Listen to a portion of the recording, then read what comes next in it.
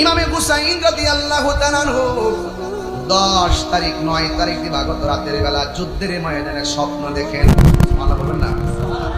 স্বপ্নে দেখতেছেন আমার নবী যুদ্ধের ময়দানে মাঠের মধ্যে ইমামে হুসাইন রাদিয়াল্লাহু তাআলা আনহুর কাছে আসলেন। আসার সময় ইমামে আলী মুকাম ইমামে হুসাইন রাদিয়াল্লাহু তাআলা আনহু, যার মার নাম হলো ফাতেমা, যার দাদির নাম জানেননি, যার নানির নাম জানেন না, ইমামে হুসাইন রাদিয়াল্লাহু তাআলা আনহুর নানা জান রাহমাতুল লিল আলামিন আর নানি জান পরিমন মহিলা, যেই মহিলাকে পৃথিবীতে আমার আল্লাহ একটা মহিলাকে ডাইরেক্ট সালাম দিয়েছে, ওই মহিলার নাম হলো হযরতে খাদিজাতুল কুবরা। জোরে বলেন সুবহানাল্লাহ। হুসাইন কি সাধারণ হুসাইন, যিনি জান্নাতের যুবকদের সর্দার। তিনি স্বপ্নে দেখতেছেন কারবালার জমিনে আমার নবী, আপনার নবী একটা পেয়ালা নিয়ে ইমাম হুসাইন রাদিয়াল্লাহু তাআলা আনহুর সামনে দাঁড়ায় রয়েছে। ঘুম থেকে উঠে শহর বানুকে ডাক দিয়ে, একটা শহর বানু, আমি স্বপ্নে দেখলাম আমার নানা জান আমার সামনে একটা পেয়ালা নিয়ে দাঁড়ায় রয়েছে। আমার আজ বুঝার বাকি নাই, আমি বুঝতে পেরেছি আমার শাহাদাতের ঘন্টা বেজে গেছে। আমার নানা জান ওই পেয়ালা নিয়ে এসেছেন, নিশ্চয়ই কারবালার ময়দানে আমার রক্ত পড়তে দিবে না। এই রক্তগুলো আমার নানা জান পেয়ালার মধ্যে তুলে নিবে। এখন প্রশ্ন হলো, কেন রক্ত মুবারক পেয়ালার মধ্যে কেন উঠাইয়া নিবে? এই রক্তের ফুটার সঙ্গে আমার দয়াল নবী, মায়ার নবীর কোটি কোটি উম্মতের নাজাতের সম্পর্ক রয়েছে।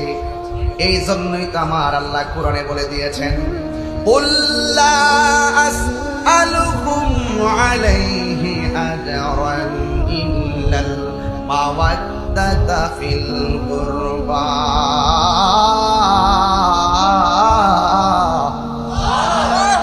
মাঝে মাঝে তেলাওয়াত করলে কি খারাপ লাগে বাজান? আল্লাহ রাব্বুল আলামিন বলে, বন্ধু আপনি বলে দিন আমার নবীকে দিয়ে আমার আল্লাহ বলায়, নবী আমার জবান মুবারকে, নবীর জবান মুবারকে বলেন, লা আসআলুকুম আলাইহি আজরা।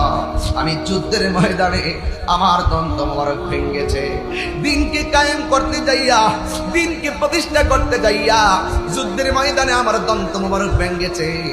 এর বিনিময়ে আমি কিছুই চাই না। তায়েফের জমিনে তাগড়া তাগড়া যুবকগুলো আমার পিঠ থেকে রক্ত মুবারক ঝরিয়েছে, এর বিনিময়ে আমি তোমাদের কাছে কিছু চাই না।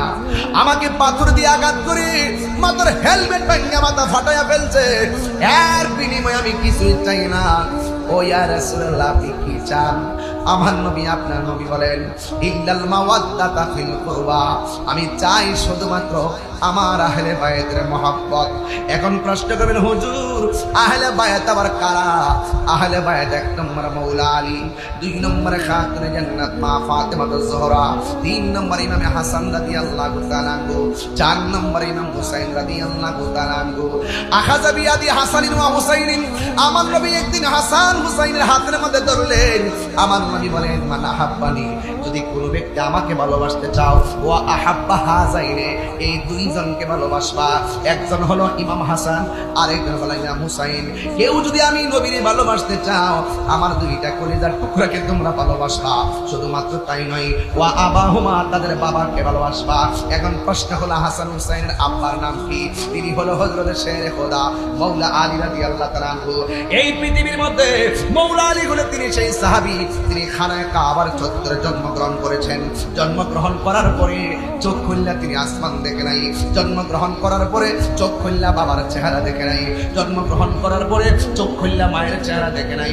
জন্মগ্রহণ করার পরে রাতের চেহারা দেখে নাই। জন্মগ্রহণ করার পরে দিনের আলো দেখে নাই। জন্মগ্রহণ করার পরে পৃথিবীর কোনো মানুষের চেহারা দেখে নাই। জন্মগ্রহণ করার পরে ওই মাওলা আলী রাদিয়াল্লাহু তাআলা সর্বপ্রথম আমার নবীর চেহারা মুবারক দেখেছেন। এই মাওলা আলী হলো সেই মাওলা আলী যিনি জন্মগ্রহণ করার পরে মায়ের স্তনের মধ্যে দুধ মুখ লাগায় নাই, এই মৌলা আলী রাদিয়াল্লাহু তাআলা জন্মগ্রহণ করার পরে আলাদা খাবার খায় নাই। তিনি হলেন সেই সাহাবী যিনি আমার নবীর কুল মুবারকে যাওয়ার পরে আমার নবীর জিহ্বা মুবারকটা মুখের ভিতরে ঢুকাইয়া দিছে। আর মৌলা আলী রাদিয়াল্লাহু তাআলা আমার নবীর জিহ্বা মুবারক থেকে হিকমতের সোদা পান করে ফেলেছে। আর বড় আল্লাহু আকবার বলেন না। আল বিলায়াতু জিল্লুন নবুওয়াত, বেলায়াত হলো নবুয়তের ছায়া মুবারক। আমার নবী থুতু মুবারক খেয়েছেন। এরপরে তিনি জন্মগ্রহণ করার পরে তিনি বাবাকে ডাক দেয় নাই, তিনি জন্মগ্রহণ করার পরে মাকে ডাক দেয় নাই, তিনি জন্মগ্রহণ করার পরে দাদাকে ডাক দেয় নাই, তিনি জন্মগ্রহণ করার পর নানাকে ডাক দেয় নাই। এখন প্রশ্ন হলো হুজুর, হযরত মাওলা আলী রাদিয়াল্লাহু তাআলা জন্মগ্রহণ করার পরে তিনি কার কথা ডেকেছেন? তিনি নবীর কুল মুবারকে গেলেন আর আমার নবীর চেহারা মুবারকটা দেখলেন। আমার নবীর জিহ্বা মুবারকটা চেটে চেটে হিকমতের সুধা পান করলেন। শুধুমাত্র তাই নয়, মাওলা আলী রাদিয়াল্লাহু তাআলা সর্বপ্রথম আমার নবীজিকে সালাম দিয়া কয়, আসসালাতু ওয়াসসালামু আলাইকা ইয়া রাসূলুল্লাহ। এরপরে সন্তান হলে 7 দিনের মাথায় 3 দিনের মাথায় সন্তানের নাম রাখে, 7 দিনের নাম রাখে, 7 দিনের মাথায় নাম রাখে। কিন্তু মাওলা আলীর নামটা পৃথিবীর কেউ রাখে নাই। আমার নবীর জিহ্বা মুবারকটা থেকে হিকমতের সুরা যখন পান করলো, নবীর চেহারা মুবারকটা যখন দেখলো, আমার নবীর জবান হযরত মাওলা আলীর জবান মুবারক দিয়ে আমার নবীর ডাকটা যখন দিল, আল্লাহ ডাক দিয়া কয়, জিবরাইল,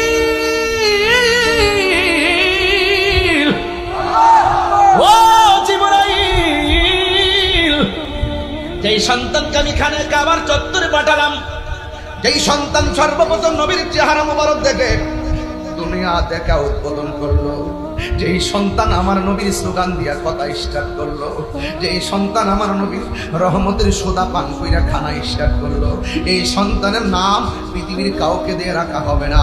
এই সন্তানের নাম আমি আল্লাহ ডাইরেক্ট রাখলাম। এবার মৌলা আলী, এই আলী নামটা স্বয়ং আমার আল্লাহ রেখেছেন। আর মৌলা আলীর আরেকটা নাম, ওই নামটা হলো হায়দারি। এই নামটা তার মা ফাতেমা রেখেছেন। জোরে জোরে কি আল্লাহু আকবার বলা যাবে না?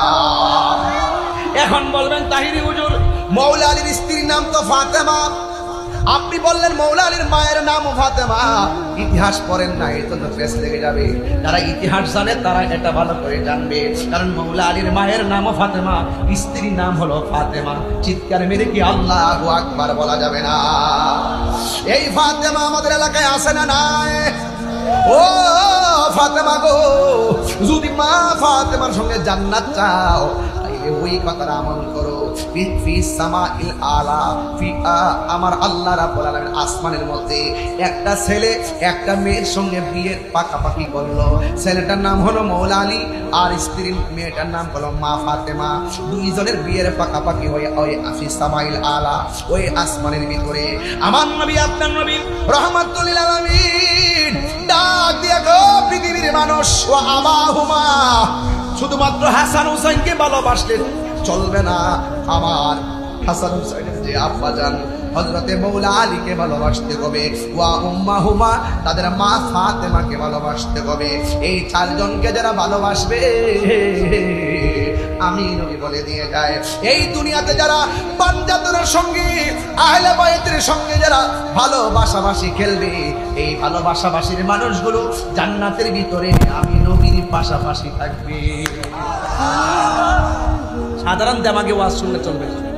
আমি খুব লোকাল কথা বলতেছি, যে সবাই খুব বুঝে ফেলবেন ওয়াজ বিষয় এরকম না, একটু চিন্তা করতে হবে। আমি বলছি আপনাকে চিন্তা করতে হবে, আমি কোথায় ছিলাম, কোথায় আসছি, কোথায় যাব, আপনাকে চিন্তা করতে হবে।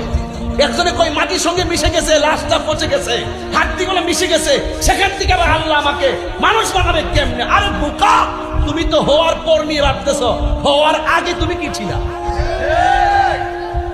আমি বলছি তোমাকে ভাবতে হবে।